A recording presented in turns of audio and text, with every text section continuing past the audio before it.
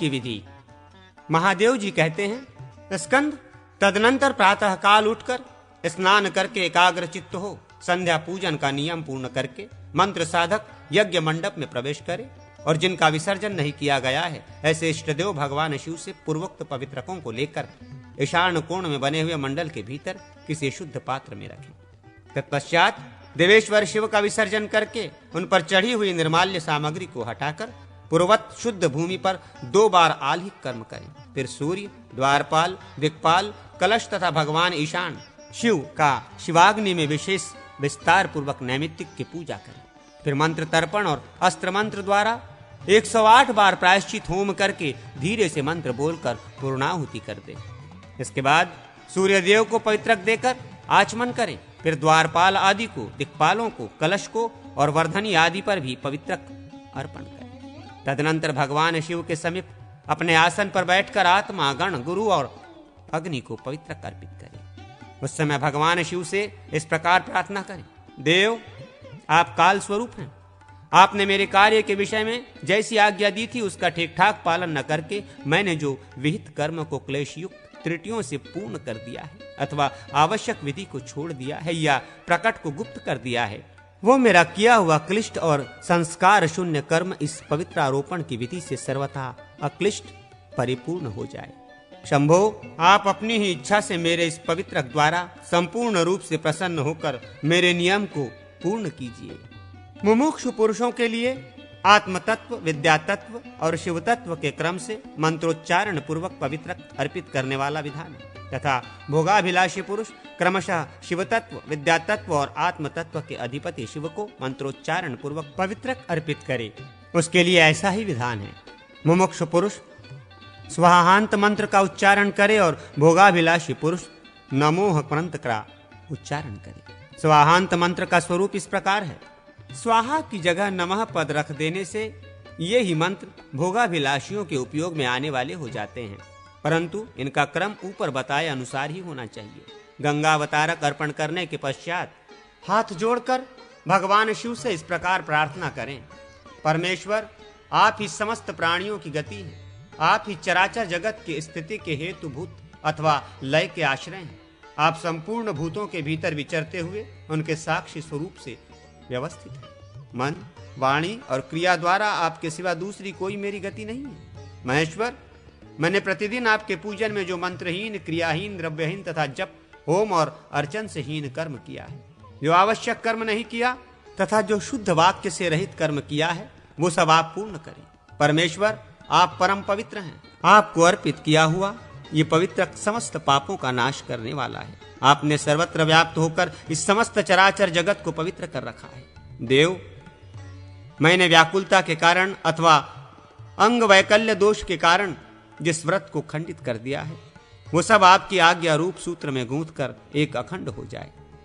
तत्पश्चात जप निवेदन करके उपासक भक्ति पूर्वक भगवान की स्तुति करे और उन्हें नमस्कार करके गुरु की आज्ञा के अनुसार 4 मास, 3 मास, 3 दिन अथवा 1 दिन के लिए ही नियम ग्रहण करें।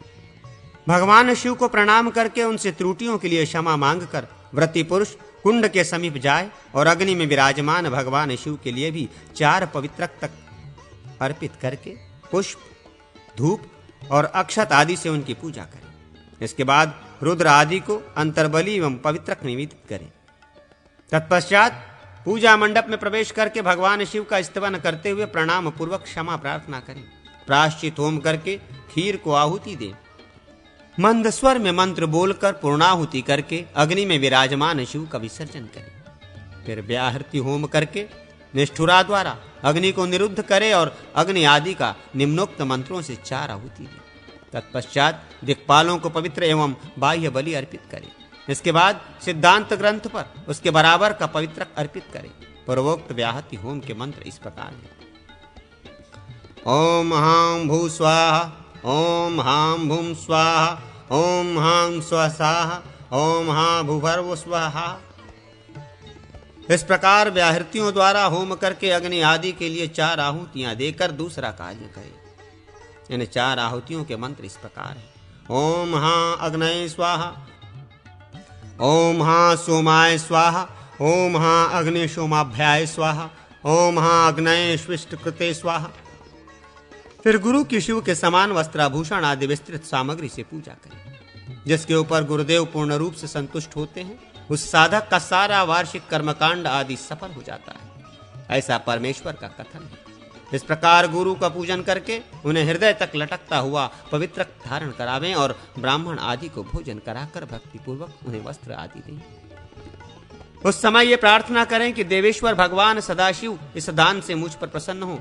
फिर प्रातः काल भक्ति पूर्वक स्नान आदि करके भगवान शंकर के श्री विग्रह से पवित्रकों को समेट लें और 8 फूलों से उनकी पूजा करके उनका विसर्जन कर दें। फिर पहले की तरह विस्तार पूर्वक नित्य नैमित्तिक पूजन करके पवित्रक चढ़ाकर प्रणाम करने के पश्चात अग्नि में शिव का पूजन करें। तदनंतर अस्त्र मंत्र से प्रायश्चित होम करके पूर्णाहुति दे। भोग सामग्री की इच्छा वाले पुरुष को चाहिए कि वो भगवान शिव को अपना सारा कर्म समर्पित करे और कहे, प्रभो आपकी कृपा से मेरा ये कर्म मनोवांछित फल का साधक हो। मोक्ष की कामना रखने वाला पुरुष भगवान शिव से इस प्रकार प्रार्थना करे, नाथ ये कर्म मेरे लिए बंधन कारक न हो। इस तरह प्रार्थना करके अग्नि में स्थित शिव को नाड़ी योग के द्वारा अंतरात्मा में स्थित शिव में संयोजित करें। फिर अणु समूह का हृदय में न्यास करके अग्निदेव का विसर्जन कर दे और आचमन करके पूजा मंडप के भीतर प्रविष्ट हो। कलश के जल को सब ओर छिड़कते हुए भगवान शिव से संयुक्त करके कहे, प्रभो मेरी त्रुटियों को क्षमा करो। इसके बाद विसर्जन कर दे। तदनंतर लोकपाल आदि का विसर्जन करके भगवान शिव की प्रतिमा से पवित्रक लेकर चंडेश्वर की प्रतिमा से उनकी भी पूजा करके उन्हें वो पवित्रक अर्पित करे और शिव निर्माल्य आदि सारी सामग्री पवित्रक के साथ ही उन्हें समर्पित कर दे। अथवा विधि पूर्वक चंडेश्वर की पूजा करके उनसे प्रार्थना पूर्वक कहे, चंडनाथ मैंने जो कुछ वार्षिक कर्म किया है वो यदि न्यूनता या अधिकता के दोष से युक्त है तो आपकी आज्ञा से वो दोष दूर होकर मेरा कर्म सांगोपांग परिपूर्ण हो जाए।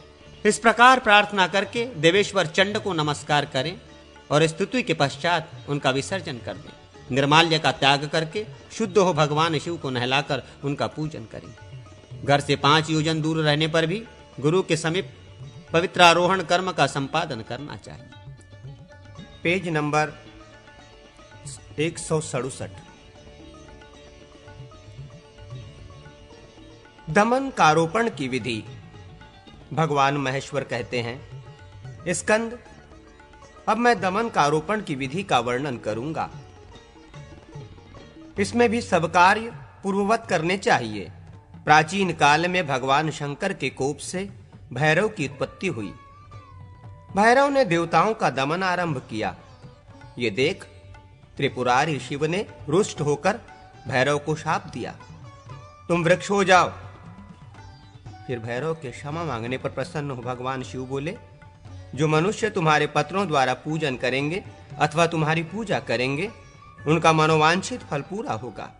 उनकी इच्छा किसी तरह अपूर्ण नहीं रहेगी। सप्तमी या त्रयोदशी तिथि को मंत्रवेत्ता पुरुष संहिता मंत्रों से दमनक वृक्ष की पूजा करके उसे भगवान शंकर के वाक्य का स्मरण दिलाते हुए जगावें। हर प्रसाद संभवुत त्वमत्र सन्निधि भव शिव कार्य समुद्दश्य नेतवोसि शिव कार्य समुद्दश्य नेतवोसि शिवाज्ञा। दमनक तुम भगवान शंकर के कृपा प्रसाद से प्रकट हुए हो, तुम यहाँ सन्निहित हो जाओ। भगवान शिव की आज्ञा से उन्हीं के कार्य के उपदेश से मुझे तुम्हें अपने साथ ले जाना है। घर पर भी उस वृक्ष को आमंत्रित करें और सायंकाल में अधिवासन कर्म संपन्न करें। विधि पूर्वक सूर्य, शंकर और अग्निदेव की पूजा करके इष्ट देवता के पश्चिम भाग में मिट्टी के साथ संयुक्त करके उस वृक्ष की जड़ को स्थापित करें। वामदेव मंत्र अथवा शिरो मंत्र से उस मंत्र की नाल तथा आंवले का फल उत्तर दिशा में रखें। उसके टूटे हुए पत्र को दक्षिण में तथा पुष्प और धावन को पूर्व में स्थापित करें। ईशान कोण में एक दोने में उसके फल और मूल को रखकर भगवान शिव का पूजन करें। उस वृक्ष की जड़, नाल, पत्र, फूल और फल इन 5 अंगों को अंजलि में लेकर आमंत्रित करते हुए सिर पर रखें और इस प्रकार कहें, देवेश्वर मैं आज आपको निमंत्रित करता हूं। कल प्रातः काल मुझे तपस्या का लाभ लेना है। की हुई उपासना को सफल बनाना है, वो सब कार्य आपकी आज्ञा से पूर्ण हो। तत्पश्चात पात्र में रखे हुए शेष पवित्रक को फूल मंत्र से ढककर प्रातःकाल स्नान करने के पश्चात जगदीश्वर शिव का गंध पुष्प आदि से पूजन करें। तदनंतर नित्य नैमित्तिक कर्म करके दमनक से पूजन करें। शेष दमनक को अंजलि में लेकर उपरोक्त इन 4 मंत्रों द्वारा दमनक चढ़ाकर शिव का पूजन करना चाहिए। तदनंतर दमनक की चौथी अंजलि लेकर ओम हौ महेश्वराय मखम पुरय पुरय शूलपाणाय नमः इस मंत्र के उच्चारण पूर्वक भगवान शिव को अर्पित करें।